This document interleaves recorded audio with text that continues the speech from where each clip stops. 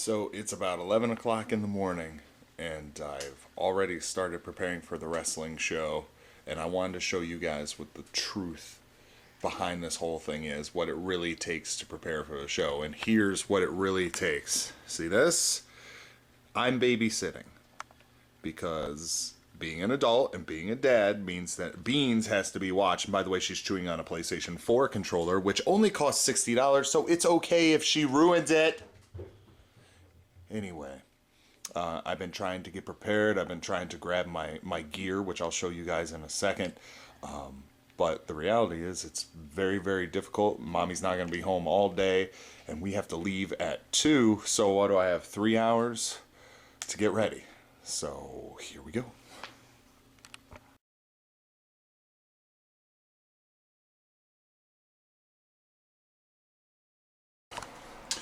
So for anybody who's wondering, Mr. Spina, how can you not get ready for a wrestling show in 3 hours? Well, the answer is simple. See, I've been babysitting Bean since 4:45 this morning, and because she's sick, we decided to give her a bath in the morning, because at nighttime it's a little rough, and here's our bathroom. She pooped in it. So for those of you guys who don't know, when a baby poops in a tub, you have to take the baby out, get her all cleaned up again, and then you have to spray down the entire tub with Lysol or some sort of cleaner, because if you leave feces in the tub, I said feces, it can cause pink eye, it can cause hand, foot, and mouth, and it's just generally disgusting. So you can thank Beans for being a total gross face. Look at that snot. She's sick, baby. So say, Daddy, I don't want you to go to the wrestling show today. I want you to struggle. Okay. Anyway.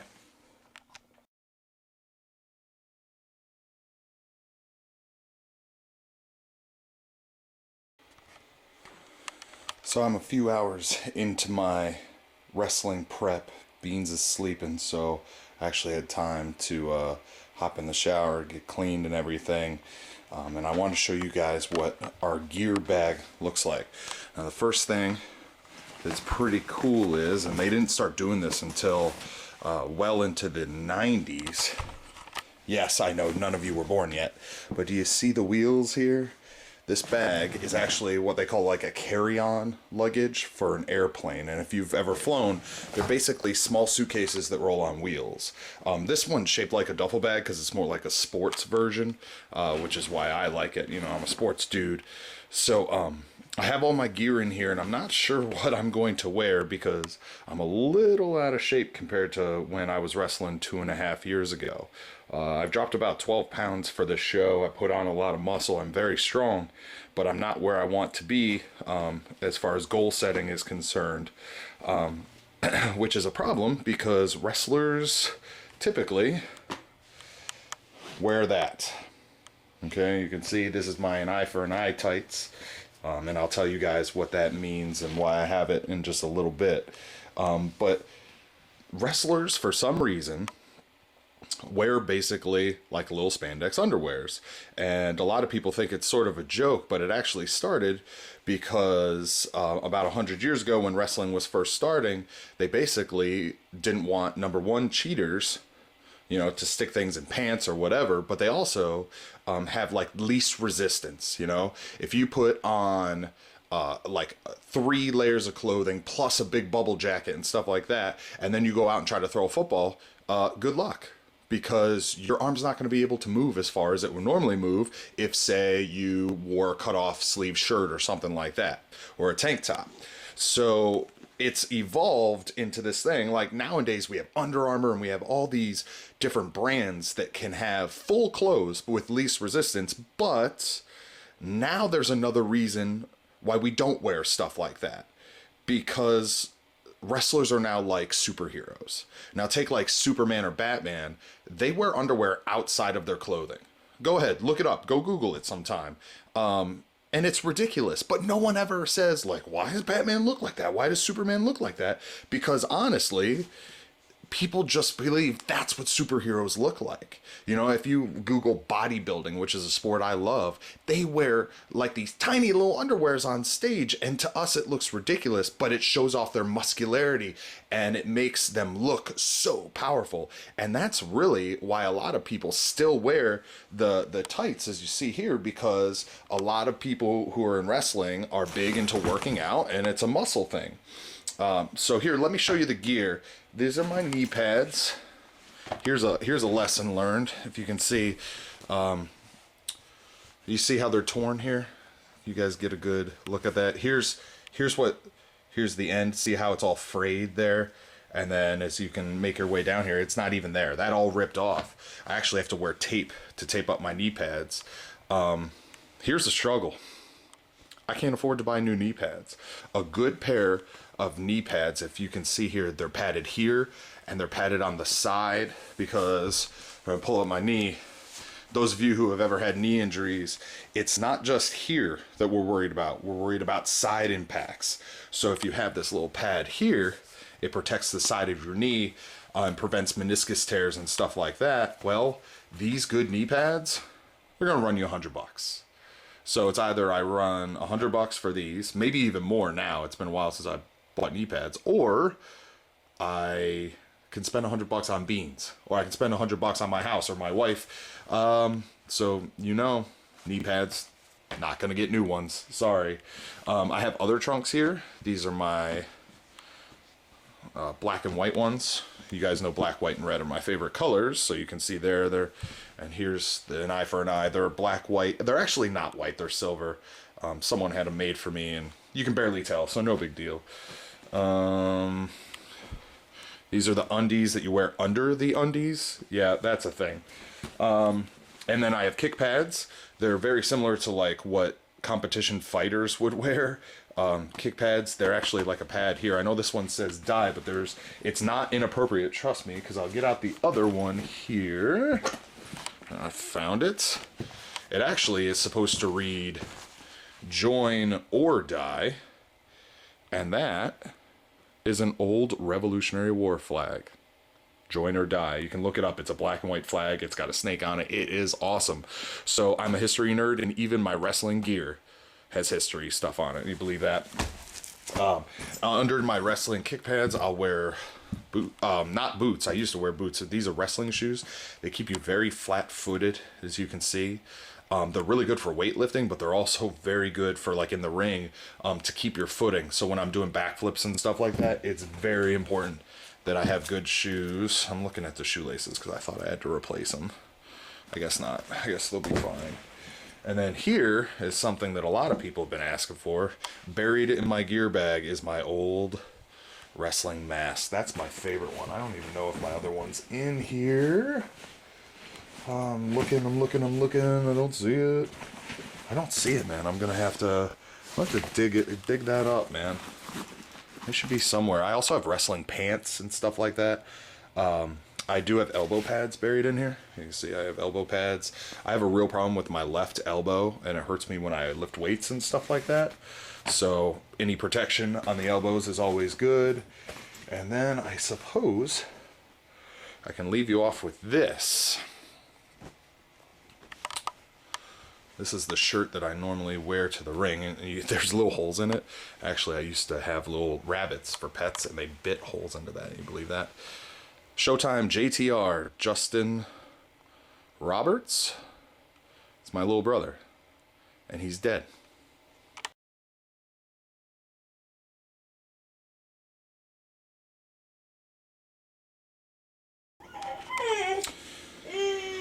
All right, and we're back with Screamy Whiny Baby. You can see I'm doing the garbage right now. More daddy stuff. I'm working on my second cup of coffee. But I wanted to talk to you guys a little bit about nutrition. You can see I have a water pitcher right here.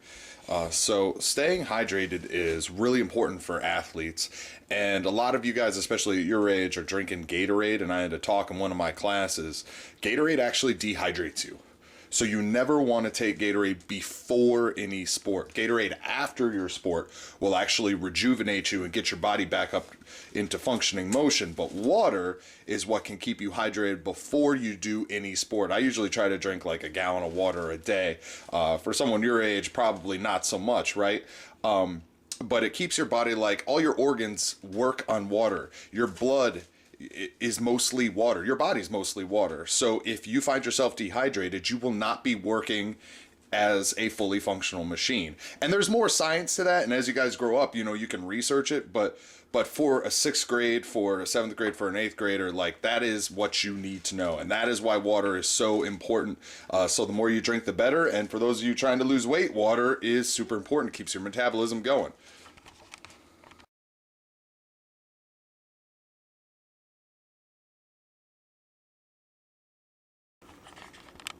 (2:06 p.m.) Got my drinks all packed up. Got the cord for the camera. Socks because it's 2 degrees outside. Got the stuff for the camera here. Got the tricorder. The bag. Beans is over there. We just got done eating peanut butter. Blub Blub is right there. Blub Blub just got done eating worms. Fish are disgusting. We have to be on the road by 2:30 to make it to the show on time.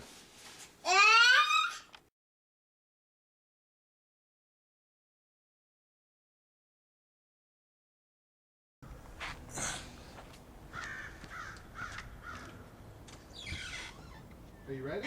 Oh, you gotta put your hat on. You gotta put your hat on. And let Danny get his stick. Hold on.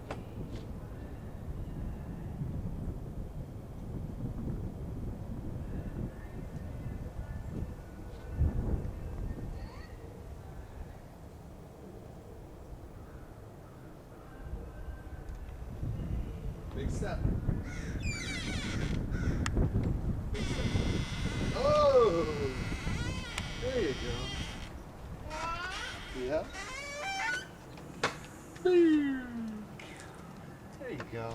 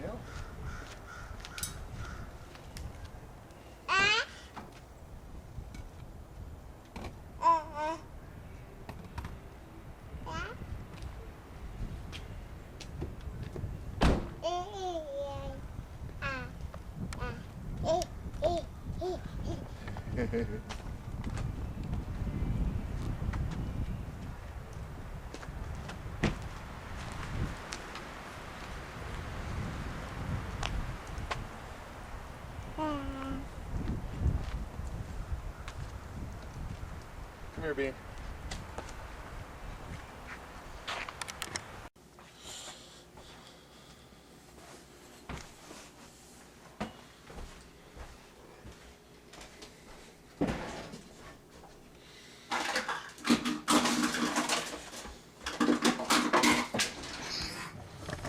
Bean, stop. Bean. Whoa, you're gonna break it. Yeah, I'm just trying to show everybody what we're up to, and you're sitting here breaking all the stuff. Yeah. Yeah. We're going back out in just a second, hon. Yep. Where's... Yep.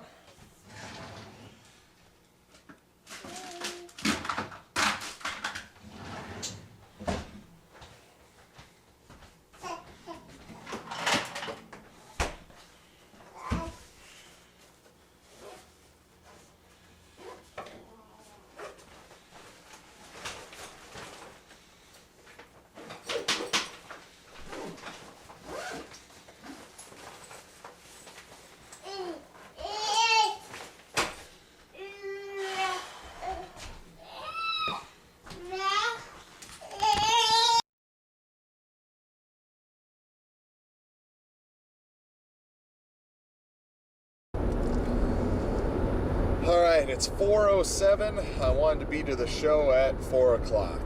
So I'm traveling up Route 83, which takes you from Baltimore all the way up to Pennsylvania, all the way up through Harrisburg, Pennsylvania, which is where I went to college. I went to college at Penn State Harrisburg. And then if you connect 83 to this Route 81, it'd take you all the way up to New York, right to the city where I was born. So I'm very familiar with these roads, traveled them a lot. My GPS says that I'm 18 minutes away, so that's not good.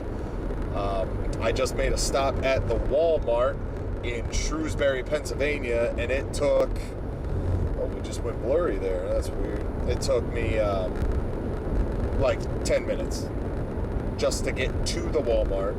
Then the Walmart was packed. It's a Saturday, so everyone's getting their groceries and whatever. So that was awesome.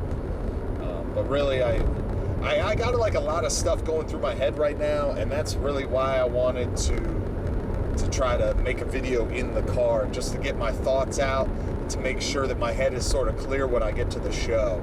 Because I got a couple things that are just like really like wearing on me. I'm a very organized person, you guys know, so like when things are disorganized, it bothers me.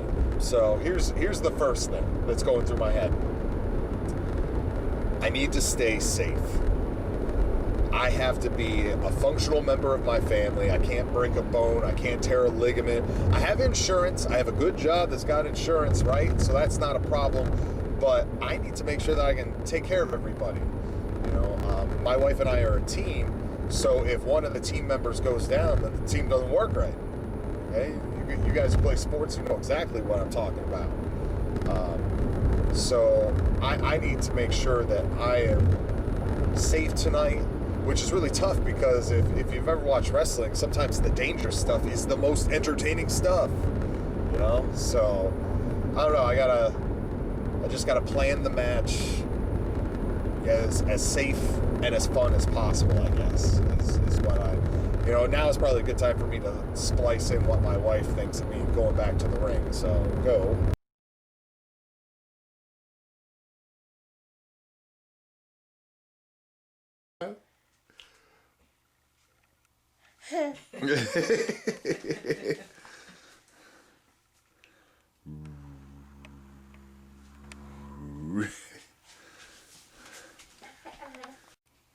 Hi, Mr. Spina's class. I'm Mrs. Spina, and Mr. Spina asked me if I would respond to the question of how I feel that he started wrestling again. Mr. Spina loves wrestling. He's been doing it for a very long time. And most of his friends, how he met his very close friends, they're all wrestlers. So it's really a community for him.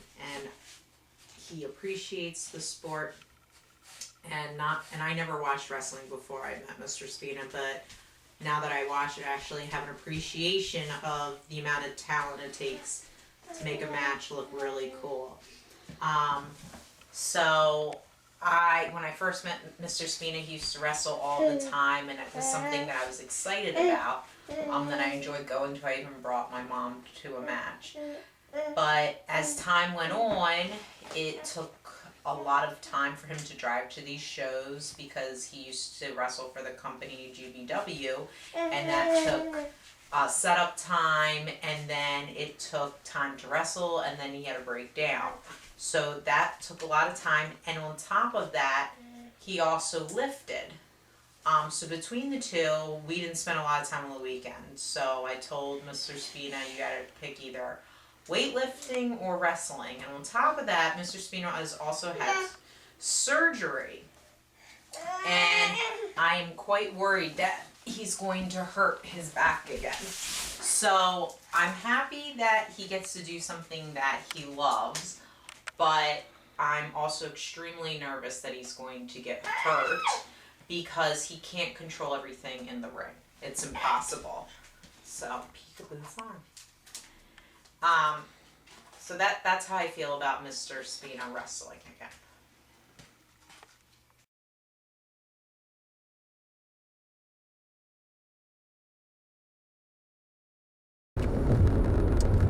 And welcome back. So this is my car thoughts. So here's number 2 on the car thoughts. This is arrogant. Okay. I used to be good at this. Not super great, but I was good.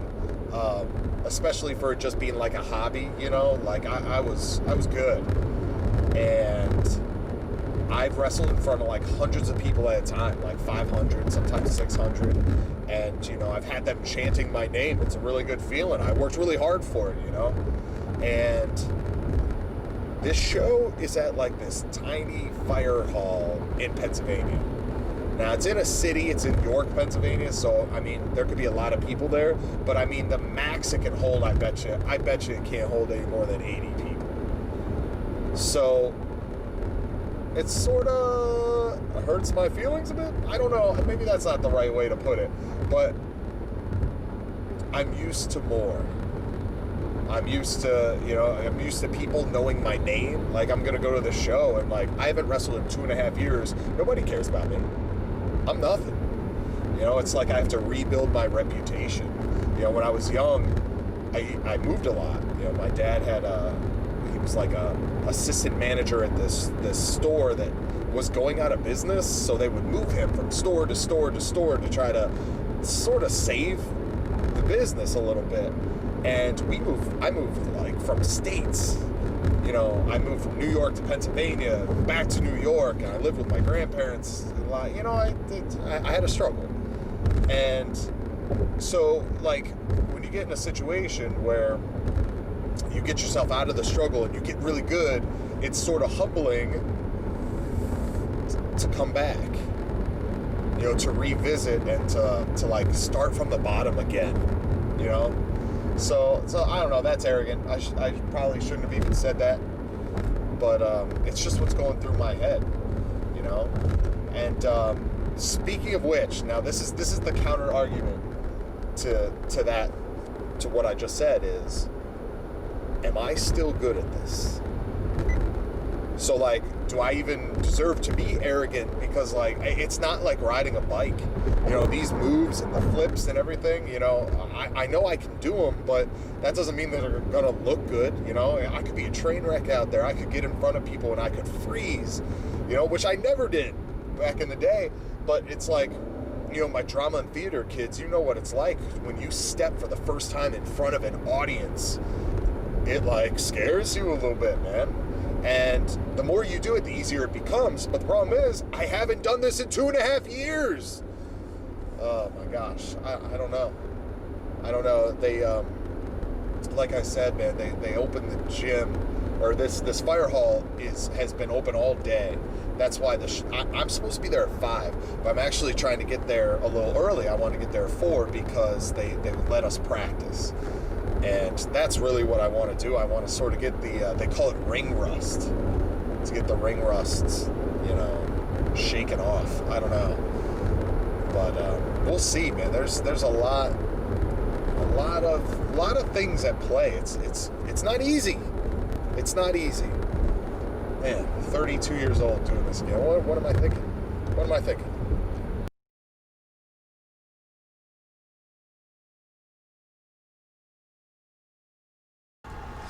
Oh my gosh. So I got like tears in my eyes. So this is what happened. One of the posters for the show address was wrong. And it was wrong by like 10 miles, which if you've ever driven before, 10 miles can be like 20 minutes, okay? Especially city driving. So we were, my brother's meeting me here, okay? And so he's meeting me. We were both supposed to be there at 4. It's now 4:45. And we both went to the wrong place, but we went to the wrong places that were opposite one another. Like, he went to a different wrong place than I did, and I've just been, I laughed so hard I can't even control it. Like, how stupid is it that two blood brothers trying to get to this one spot and we both went to the wrong place? It's just amazing. So anyway, I'm here and I'm looking around. I see some wrestlers in the car. So when I go in, I'm gonna try to film And I'm gonna show you guys, like, when you walk into the locker room, there's a couple like etiquette things, and etiquette is like the proper way to do things. And one of the things is you have to shake everybody's hand. It's sort of like to show respect for everybody, especially if there's a veteran there. It'd be like walking into a basketball locker room and seeing LeBron James. Like, you have to make sure to shake his hand to show respect, you know, because you're not at his level. So we just shake each other's hands. It's sort of stupid, but it actually started in the day. Rumor has it that people would shake each other's hands, and they would shake it very, very lightly. They like go like this, like really lightly. And if they shook your hand really hard, it meant that they were going to try to hurt you in the ring. So the lighter you shook hands, the better you would feel after the match, because people wouldn't be, you know, trying to hurt you. So anyway, it's like sort of like a rumor, like an old wrestling rumor. So who knows if it's true, but. So my brother's going to meet me here in a little bit, and then I'm going to try to film as we walk in. I'm getting hungry, man. I had a protein shake about 3 o'clock. It's, like I said, it's almost 5. I don't know. But you don't want to eat, like, right before you freaking wrestle, because then you get hit in the stomach, and then what happens? Bleh!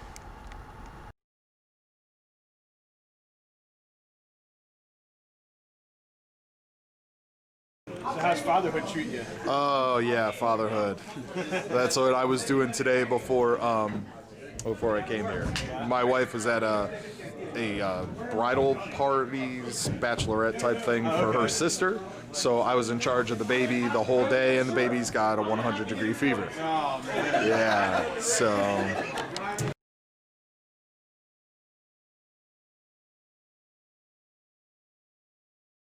It's gonna be rough. I know, but yeah, it's hard for me to just not. All right, so this is Drake Irons. That's my brother, and this is me. And we're planning the match.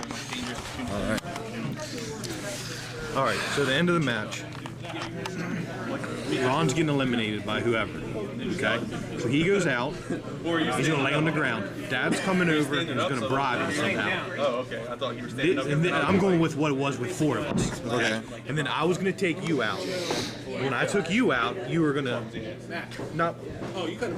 not be mad, but the ref was gonna come to you and help walk you out, basically providing a distraction. At that point, Ron was going to hit Kurt with a low blow. That's what the money was for. Oh. He's going to turn around. But instead, we'll just do that with me. Yeah. So, all right. So, it sounds like we should do something where I reluctantly pin Ron. Okay. So, like, I don't want to, but I want to, because it's competition. Yeah. But so, like, you do something to him, I dump you out. Maybe you go out. I pay him. Great, I'm gonna have to edit that out. So I pin him, and we'll do something easy, like freaking you hit him with something and I super kick you, just something. So I'm gonna have to edit that out too. That's not PC. So I get the pin, and then he has like an excuse to be like, well, why'd he pin me? Yeah, I got you. You know, and then we can do like our little thing, and then same finish if you want, and then so Ron will screw me, Yeah, Dad can and talk then to you can Ron. Once he's ready, then all Dad has to do is pull the ref.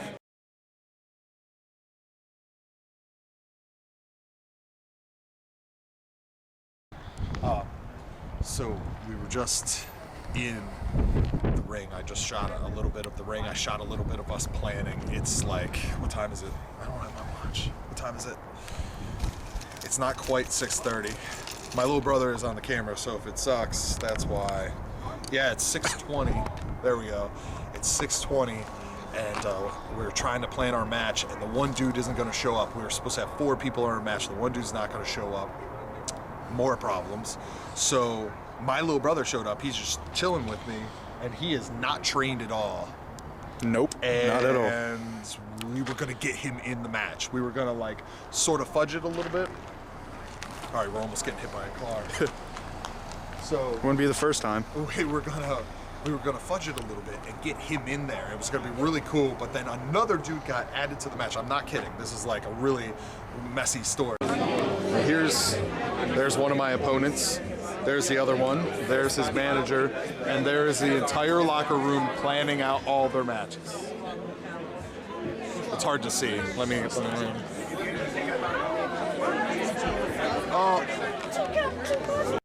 So now we had to replan the match to try to get this other dude in, and Which on top of that, one of the dudes in our match out of the 4 is still not here.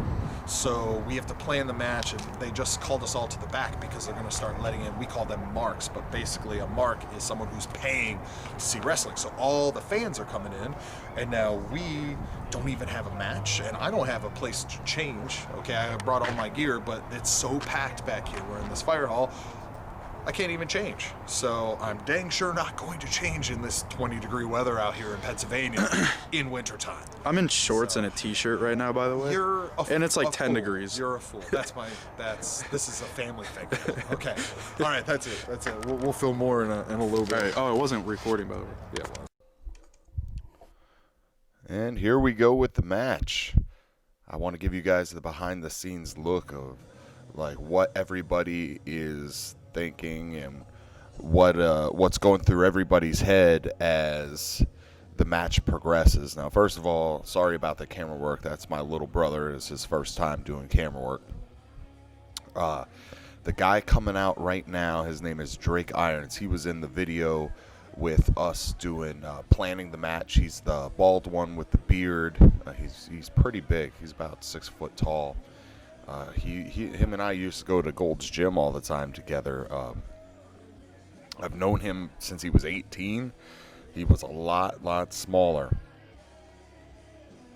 He like I said, he got into bodybuilding, and then all of a sudden, I swear to you, I haven't seen him in maybe 2 years, and he's a biker. Like in real life, he rides Harleys and stuff. He's got some tattoos on his fingers and on his arms and stuff, and I don't know if that's the best life choice, but he made it. At times change and people change, right? So Drake Irons is out. Now, he's a bad guy, and Drake Irons is part of this crew led by this dude named Mo Nichols. He's the bigger dude in the purple suit. Mo Nichols is Drake Irons' dad in real life. Let's see who's coming out now. I think it's the cop character. This is the new guy that was added to our match at the last minute. It definitely is the cop character. So this kid, his gimmick, his character is he's a cop, and he like freezes people in the ring. And stuff like that. He doesn't have a gun or even a fake gun or anything like that, but he does like funny cop stuff.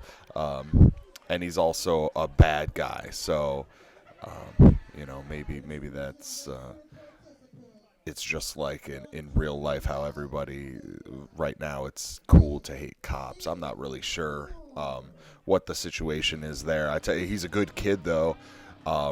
And one of the dudes in our match, Ron Starr, who will be coming out last, is a black dude, and he thought it was awesome. So there's no like racism or anything there, if you were wondering. Well, I believe I'm coming out now. There I am, trying to have as much energy as possible, and it's really tough when a crowd doesn't know you. So, I'm going through this entrance, and it's the first time that the crowd has ever seen me, and so you want to make like a really good first impression, but then you come out of the crowd and they literally don't know who you are. So there's not a lot of things you can do to make them love you as soon as you come out. Like, you cheer and you slap their hands, but they don't know you because they don't know who your character is, and they don't know like what you do. So, I'm trying to slap hands with as many people. I'm actually joking with people. And here, I can't even get into the ring because the ring rope is too low to the mat. which is crazy. So everybody was laughing at me, and of course, like, it doesn't embarrass me, so I just sort of pass it on like a big joke. So that's so now, if you think about it, the crowd is trying to like me because I'm a good guy, and I'm making fun of all the bad guys. I'm slapping hands with the fans, but at the same time, I also couldn't even get into the ring. So now I'm sort of like a giant goofball. So it's sort of silly. So in my head right now, if I can just be honest, I'm thinking, man, this was a mistake. This was a mistake. Like, I'm worried that the match is going to be bad. Four-way matches are tough as it is. There's 4 people in the ring all at the same time. It's really tough to control them. So this guy coming out, his name is Ron Starr, and he's one of my favorite human beings in real life in the entire world. I've known Ron for 8 or 9 years. I've wrestled him several times. My little brother, Justin, his last match was actually against him.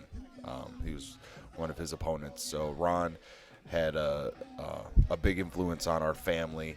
I think Ron is in his like mid 40s, but he still keeps wrestling. He still enjoys coming out and seeing the young guys.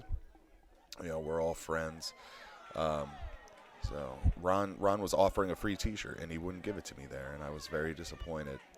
So the story behind this match is it's a 4-way. So it's everybody for themselves, but Ron and I are good guys, and the other 2 are bad guys. So like, I'm trying to show that I like Ron, and that maybe we could do a couple teaming up stuff, even though it's everybody for themselves. So like, maybe we can team up and hit somebody. So there is a wrestling spot that's supposed to happen, where Drake Irons is getting up in the ring, and Ron Starr's supposed to hold me back. And the cop is going to sneak up and give me one of his, like, finishing moves, and I'm going to roll out of the ring. Well, this is the problem when you have people who are not, like, 100% professionals, is our cues or our spots get messed up. So now I'm like killing time here, and I'm like, where's the cop? Where's the cop? I'm actually talking with Ron. I'm like, I keep telling him, where's the kid? Where's the kid? He's supposed to hit me with this power bomb. And Ron's like, I don't know. So I'm actually telling Ron to stand there while I am backed up. And if you could see, the cop is actually behind me now. So the whole thing is the cop's going to sneak up on me and hit me with that move if we can get this match started. So I'm already like very disappointed with how this match has gone. That's the truth. I'm trying to get everybody on the same page. I'm trying to get the spot done. You can see I'm waiting. There's the cop. He just hit me with his move about 5 minutes too late. So I roll out of the ring. Now, if you're wondering why I rolled out of the ring, it's because you can't lose a match on the outside. It has to be on the inside. So, look, you can see Ron and the cop are going at it. They're doing like a comedy thing where like the cop can't beat up Ron. He's like hitting him with knees, and he told him to freeze with a fake gun, and Ron's like, nope. So, now... I'm on the outside, and I know you guys can't see me, but I'm getting beaten up by Drake Irons, and I had bruises after this match. Drake Irons, even if he's my friend, I'm going to tell you straight up the truth. Drake Irons is a terrible pro wrestler. He is terrible. When you do pro wrestling, like, one of the rules is that it looks really, really painful, but it's not supposed to hurt. It's like magic. It's like, it's fake, but at the same time you're like, oh, it's magic. You just made someone disappear. But like wrestling has a trick to it, and Drake Irons does not know the trick at all. So what we have is a situation where Drake Irons is literally punching me on the head on the outside. He's like ramming my head into chairs on the outside, ramming my head into posts, and I'm just suffering on the outside, and it's at some point in time here. I have no idea, but I think I broke my ring finger on my right hand, and I'll show you guys after the match is over. So we got a situation where Ron Starr just pinned the cop. He hit him with, it looked like a T-bone suplex. He pinned the cop. You can see me on the outside. You can see me flipping my hair. I'm pounding on Drake Irons, and Drake Irons' dad, Mo Nichols, just hit me from behind. So now Drake Irons is going to attack Ron Starr. Man, you can really see how big Drake Irons is there. Man, you just don't want to be hit by these people, especially in wrestling. You know, we let people hit us, so we hope it doesn't hurt. No. See Drake Irons choking him there. And what am I doing on the outside? I think I'm just hurt on the outside, probably for real too, which is not supposed to happen. So we'll see here. I guess I should tell you guys about my finishing move. Normally, I have this finishing move called the Tower Driver, but I can only do it to people who are regular size, not big Ron Starr there, because I pick people up on my shoulders and I sort of drop them on their head a little bit.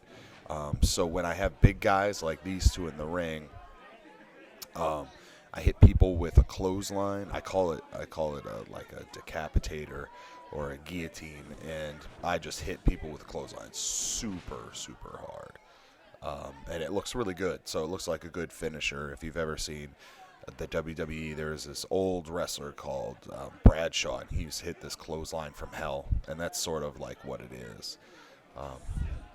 So Drake Irons bumped me off the mat just a minute ago, maybe 30 seconds ago, and I landed on my hip, and it causes instant bruises because you have like bones in your hip, you know, and so my hip is killing me right now. And later on, I'm going to hit my drop kick on the outside. You guys have seen that drop kick before, where I put someone in a chair on the outside and I run all the way from one end to the other and I drop kick them in the face. Well, I land on my hip again, and I swear to you, I had a bruise on my hip for over 2 weeks. It must have been a bone bruise. So, you see Ron coming back here.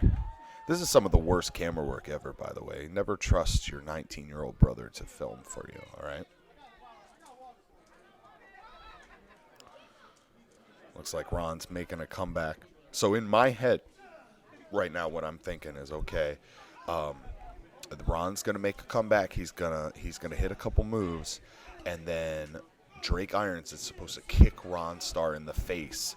It's like Sheamus's finishing move. It's like a pump kick, and at that point in time, I'm supposed to come in the match. So we already planned when I'm supposed to come back into the match safely, and I think I'm gonna hit Drake Irons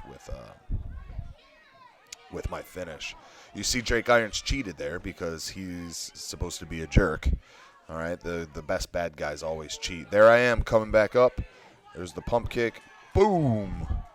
There's my clothesline, my decapitator. Now, here's the problem. Drake Irons just rolled out of the ring. I could have pinned him, but I can't now. So now I'm looking at Ron Starr, and even though Ron Starr and I are friends, the story is like, I don't want to pin Ron Starr, but I have to pin Ron Starr so I can win the match. So I'm really sorry that I pinned Ron Starr. I'm not happy about it. Ron Starr is about to wake up, and he's going to be super mad at me. It's going to cause drama. So hopefully we're telling a good story in the ring. Most of the crowd seem to be okay with it. That's always the problem, man. When you try to tell a story like this in the ring, if the crowd doesn't like it, then you're just wasting your time. It's like you go to see a bad movie and you're like, oh, I have to wait until this is over. You know, I'd rather play video games. You can see Ron Starr's arguing with me because I pinned him, and he's saying we've been friends for a long time. Like, why'd you pin me? So, and I'm just saying sorry. I think this match, I guess I probably should have said this at the beginning, but I think this match is actually for like a number one contender. So whoever wins this match gets to fight for the belt, basically, if you don't know what that means. So Ron Starr is mad, and I'm just trying to tell him, hey, look, man, it's a sport. We're supposed to. It doesn't matter if we're friends. Sometimes friends got to play each other in sports. So now I'm going to the outside to get Drake Irons. I think this is when I'm going to hit my my drop kick to the outside. So this is what's supposed to happen while I'm beating the snot out of Drake Irons out there. I'm supposed to beat up Drake Irons for like the next 5 minutes. I'm going to hit my drop kick. I'm going to throw him into the post like you just saw there. And then I'm going to roll him into the ring, and I am going to hit him with like 3 moves, like big moves. And it was going to look like I was going to win the match. And at that point in time, Ron Starr is going to come in and turn on me. You can see Ron and Mo Nichols are talking on the outside. Well, Mo Nichols is going to bribe him with money, okay? And the whole, money talks, right? So he's going to turn on his best friend. But the story, the idea does not go down as planned. So I just rolled into the ring there. Just to try to break the count. Well, you can get counted out in wrestling. I think they were counting to 10. Some wrestling organizations, it's 20 to get counted out. But here I'm setting Drake Irons up for my my drop kick. Hopefully my little brother got it. But you can see Mo Nichols and Ron Starr both in the way, and they're big dudes, so probably not going to be able to see a lot of it.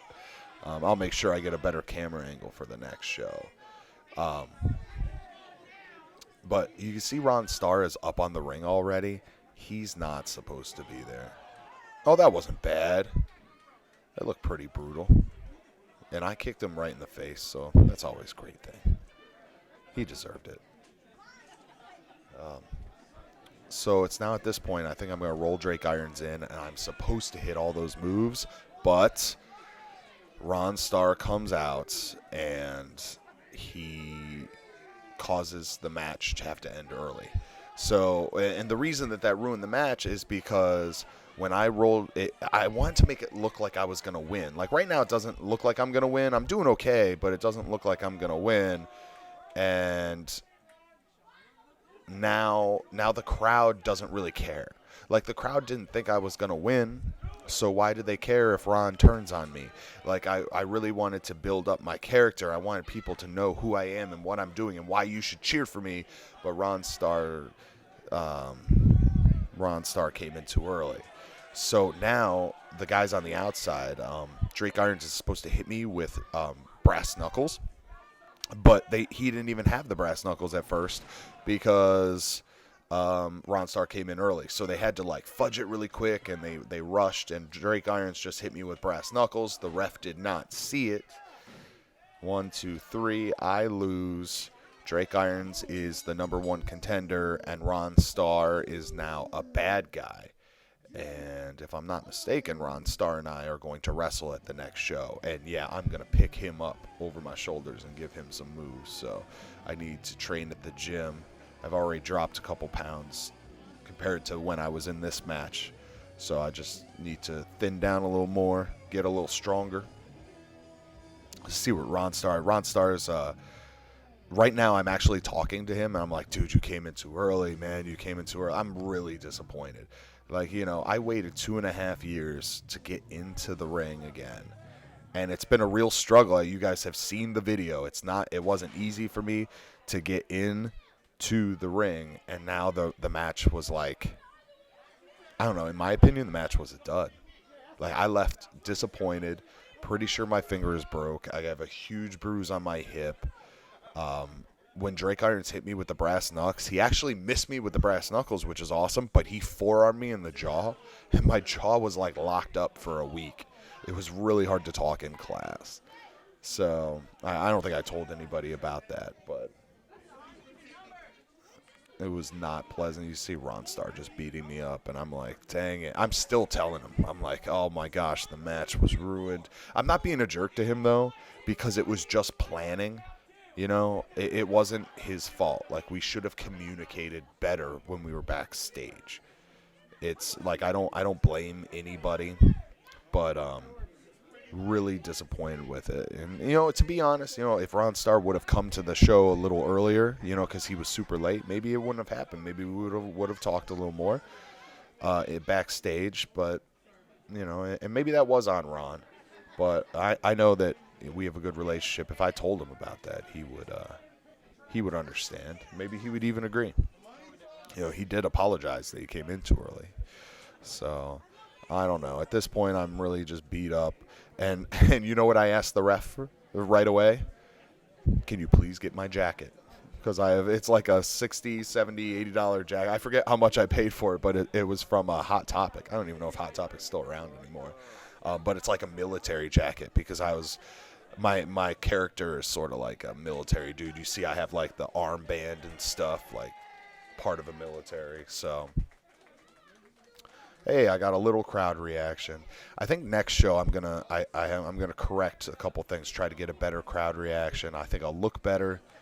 Hopefully I'll do a couple more flippy flips to really try to get the crowd in. Well, there's the match, guys.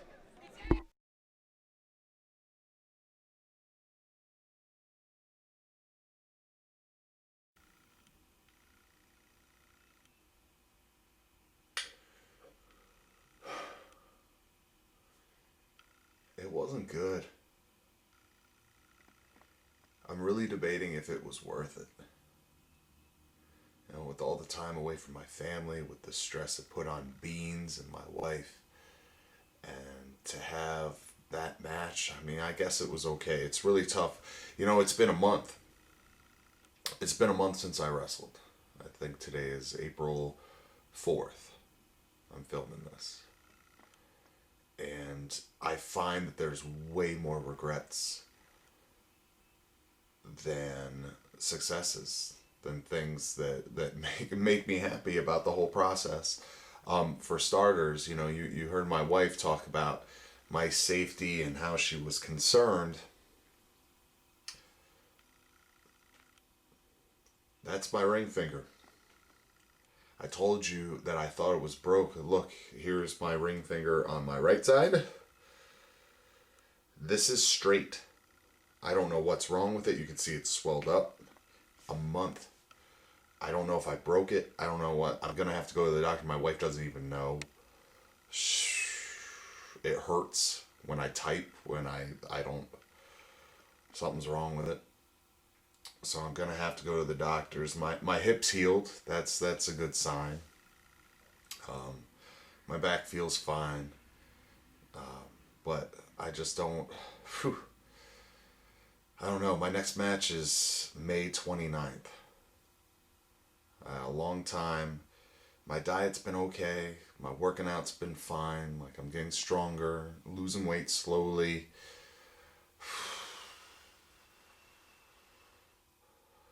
There's just so much that I have to do. If I'm going to make this a success, I only have like 4 matches this year. It's not like a big comeback. It's just trying it. So 4 matches, 1 down, and it wasn't that great. So I'm going to go back to the drawing board. I'm going to set new goals, and we're going to try to get this done. I'm going to try to make this something special. Something that I can maybe show Beans when she's old enough, or maybe I'll still be doing it when she's older and I can take her to the shows or something. But I just have so much to do. So much to do. We're not done yet, right? No end in sight.